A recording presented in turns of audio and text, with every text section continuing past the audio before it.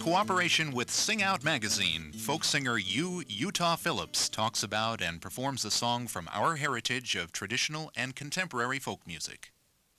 I'll tell you about the toughest fella I ever met in my life. Now, this is double tough. I was hitchhiking out of Cedar Rapids, South Dakota. It's either Grand Rapids or Cedar Rapids, whichever one is in South Dakota. I didn't much care. I had gone there to visit that fellow who was sculpting a mountain into a likeness of Chief Crazy Horse.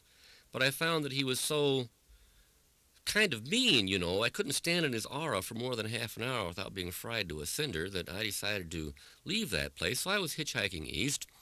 I was picked up by a car thief by the name of Dakota Sid Clifford. I figured if I wanted to get where I was going fast, I might as well get picked up by a car thief.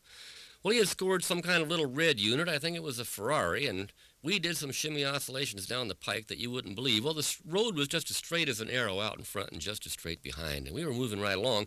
The only thing on that highway was a little old stuccoed Texaco station with a red star faded on a white sign creaking in the wind. We pulled in to get some gasoline. Well, out of that station creaked the oldest artifact I'm ever likely to see in advanced stages of crusty old farthood. He rustled like sandpaper when he walked, come up to the side of the car, stuck his head right in, and said, "Hot damn, young fella, some fine car you got here. It must have 14 cylinders on her and 25 forward speeds." "No, it's got 4 and forward," Dakota Sid Clifford said. "Fill it full of the high test. I am in a desperate hurry." Well, he stood there pumping and doing chin music, you know, talking to us. Finally, he said, "You know, young fella, out back of this station, I have got the fastest car hereabouts. It is a 1932 Plymouth Roadster. You wouldn't be interested in a little turn, a little contest up the pike, would you? Huh?" "Well," Dakota Sid Clifford said, "as I told you, I'm in a desperate hurry, and I'm going to stand on this thing, but you're welcome to try to catch us if you've a mind to." And we roared out of there. Well, about 10 minutes later, I hunkered down in the chair and looked in the rearview mirror, and there he was. Behind us, a big cloud of dust up through 60, 80, 100, 120 miles an hour. He was right with us. Dakota Sid Clifford said, "I want that car." Well, we pulled off onto the apron and we dismounted as he bore down on us. I don't know how fast he was going. He roared by us down about a quarter of a mile, turned around and come back at us. Kept going. 25 times that fool roared back and forth in front of us with Dakota Sid Clifford out there waving jewels and oil bond stock futures opium. "Stop! I want to buy your damn car." He began to slow down.